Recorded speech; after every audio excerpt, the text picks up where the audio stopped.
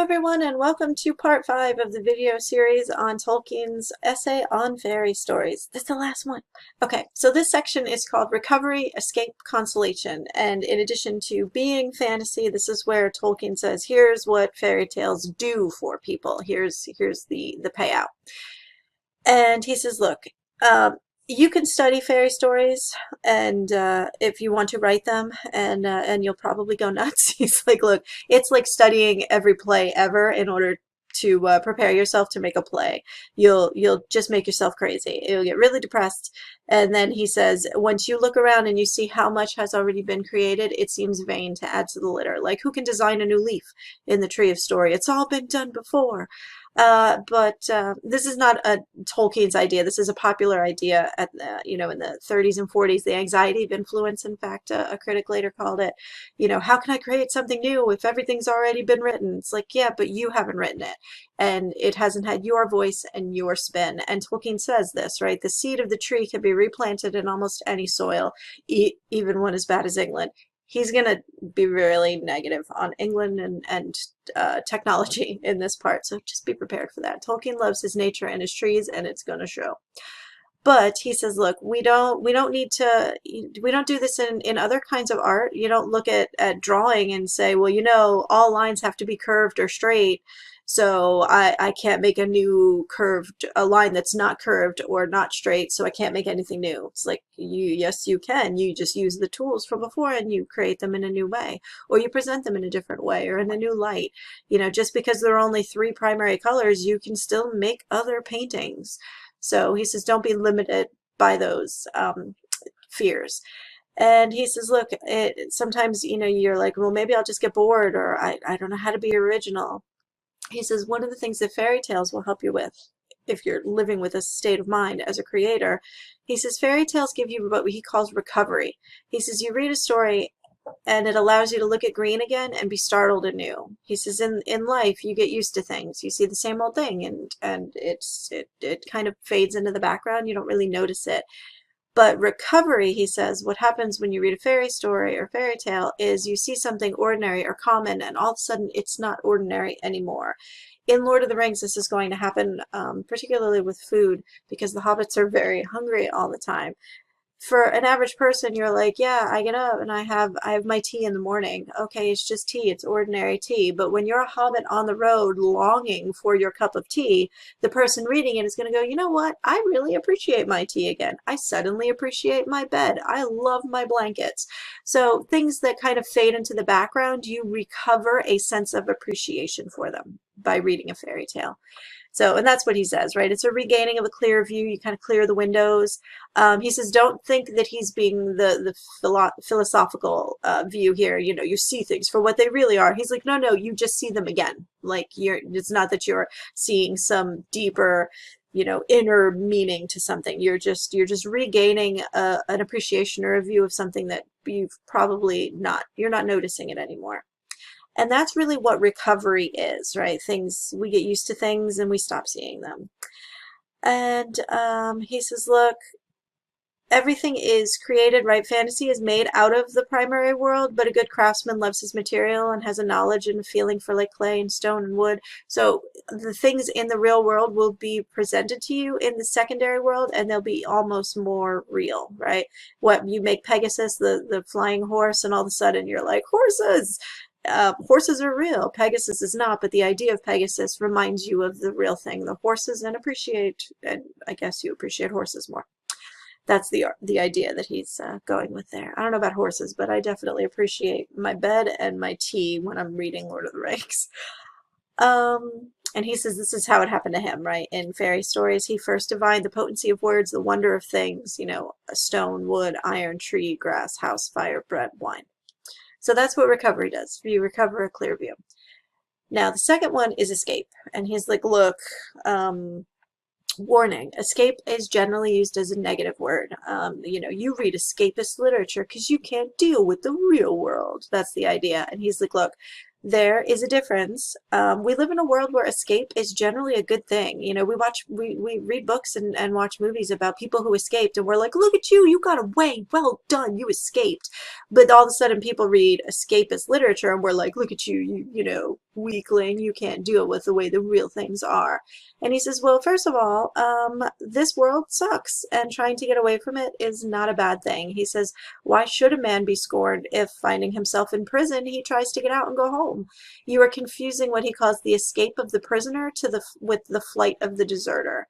So the deserter is someone who runs away, who's abandoning all responsibility and ignoring things, things or places or people that need them. The prisoner is trapped. And now remember, Tolkien is a devout Catholic. We live in a fallen world. This world is a prison. It is not the beautiful world of Eden, right? It's not perfect. So he says, of course it's natural to try to escape from that world. And the fact that we can, by imagining things using fantasy and reading good art, then that is a positive thing, and it shouldn't be seen as a weakness.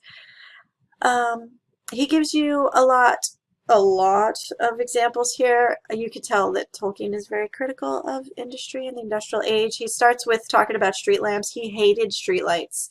And he's like, look, if you don't have streetlights in your story, you could just get rid of them because they're bad lamps. And maybe that's the lesson that you're going for. But then people are like, no, you just don't like that electricity has come to stay, or that electric lamps are the future. You're avoiding the future. And he's like, no, I just don't enjoy lamplight, and that's fine. That's my escape from, technology taking over the world. And then he gives this example, I heard someone say he welcomed the proximity of mass production robot factories and the roar of self-obstructive mechanical traffic because it brought the university into contact with real life. And for Tolkien, that was the opposite. He hated traffic noise. He hated that there were so many cars. He thought that that was a bad thing that a person should be trying to escape from. And he was very surprised that anyone could think that the Industrial Revolution was a good thing. He did not appreciate it. And he's really judgy, right? He says the notion that motor cars are more alive than centaurs or dragons is curious, and that they're more real than horses is pathetically absurd. Like he does not mince words here. And then, everybody was like, look, this new roof is beautiful and it's a marvel of technology. And he's like, yeah, this roof sucks, and I would rather be standing on Bifrost. So he does not appreciate technological marvels, and would have probably had a lot to say about the internet. But moving on, he says, look, it's possible, for a rational man, after reflection, to arrive at the condemnation, the implicit, at least in the mere silence of escapist literature, of progressive things. He says, look, if you sit down in the quiet and you think about it, any normal person is going to hate technology. I don't know that everybody agrees with him, especially in today's date, but he says, yeah, the rawness and ugliness of modern European life is the sign of a biological inferiority and insufficient or false reaction to the environment. He says all the technology does is make bombs and guns, and he thinks we should escape, right? Why should we not escape from or condemn, the absurdity of top hats or the Morlockian horror of factories? He says it's an improved means to a deteriorated ends, that, it produces the desire to escape, not from life, but from our present time and our self-made misery. So the real world is awful, and everybody should try to escape it, and fairy tales are good for that. So, and he says this is good because they're old, and the time before, that nostalgia for the time before, is a positive thing, and that is one of the great qualities of fairy tales, is that they survived from a time when men, as a rule, delighted with the work of their hands, as opposed to the stuff that men were making at the time, which he did not like. Yeah, didn't like anything that was factory made. And he says, look, there are reasons why people try to escape. He says, there are worse things than just the noise or the stench or, engines. There's hunger, there's thirst, poverty, pain, sorrow, injustice, death.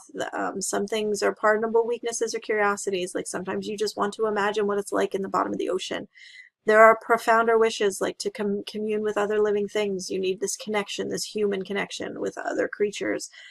And he says those are all valid reasons to escape, and fairy tales provides that escape. Oh, I love how he comes out here with the frog and the princess, because Mueller, one of his things is like, the frog and the princess is a stupid story, it's ridiculous, and we don't need it. And he's like, well, first of all, it's supposed to be absurd because that's the point, and then it's really about keeping promises.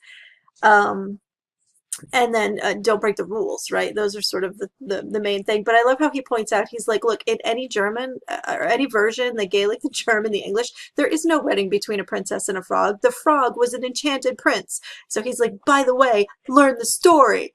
So I thought that was funny. Anyway, he also talks about how everybody wants the great escape, which is the escape from death, and that fairy tales give you that escape. Your characters, you watch them escape from death. And he says, if elves have stories, no doubt it would be about humans. The human stories of the elves would be full of the escape from deathlessness, because his elves are immortal. So what would they write about? They would write about getting away from immortality. And that's pretty much his argument for escape. So escape of the prisoner versus the flight of the deserter. And then he gets into the third part, and this is where Tolkien's Catholicism really comes through. He says, look, fairy tales have a happy ending, and we're going to call that the consolation. And there isn't really a word for it other than happy ending and consolation, so he makes up eucatastrophe. Now this is two parts, right? EU means good and catastrophe is bad. So he says it's the good, bad thing. And the idea is that at some point in your story, it's going to be bad. It's going to be awful. Everything bad is going to happen. There's going to be no way out. Everything is looking doom and gloom. And then it's all going to turn. There's going to be a sudden turn, and then the story will work out. And in that turn, you will have a moment of pure joy, and you will glimpse something for Tolkien that is real. So fairy stories in general, are they real? Are they not real? That's that fundamental question, right? So he says, if your art is good, then of course the story is real. That's that it worked. The subcreative act has been successful. But he says in a fairy tale with a eucatastrophe, you get the sense that it's more than that, that the world itself has revealed some great truth to you. And you are glimpsing, joy beyond the world, the walls of the world. And it touches your heart, and it makes you cry, and it moves you in some fundamental way. So he says a tale can be flawed in a lot of ways, but if it nails that eucatastrophe, for him it's a success. It works. And he talks a little bit about Andrew Lang, how he wrote a story and included it, and he's like, that eucatastrophe, he nailed it. That part was really good. Then we're at the epilogue, and this is where, if you didn't get it before, Tolkien's like, let me tell you about Christianity and why it rocks. And he uses this example of eucatastrophe. He says that, it's one thing to write a story and believe in it and have people fall into your world and stay in your world and embrace your world. He says it's something else for that story to give a glimpse of something beyond being like it's real in the real world. And he says that's what Christianity does, that it's a fairy story, right? It embraces the essence of fairy stories, but he says the birth of Christ is the eucatastrophe at the beginning, and then the resurrection is the eucatastrophe at the end. So it sort of starts in joy and it ends in joy, and it's real for believers. So he says that's even better. That's what makes it super awesome. And how cool would it be to find out that your favorite, fairy tale is true? And he says Christianity has that possibility of not just suspension of belief, which would be a failure, of falling into a belief, which would be a success, but to fall into the belief and then to find out that it is real, or to believe it enough that you live your life in a way that upholds Christian ideals because of that story, that story could have that much influence on you and your behavior in your life to alter it and to fundamentally change you as a person. And he's like, and that's why fairy tales are awesome. And that's where he kind of ends, right? And then the rest of the article is all notes. So if you want to go through, you can go, he gives you a lot of background detail that if you're interested in. I'm not going to go over these because there's a whole bunch of them. He loves his appendices. But this has been a lecture on fairy stories, and I hope you enjoyed it.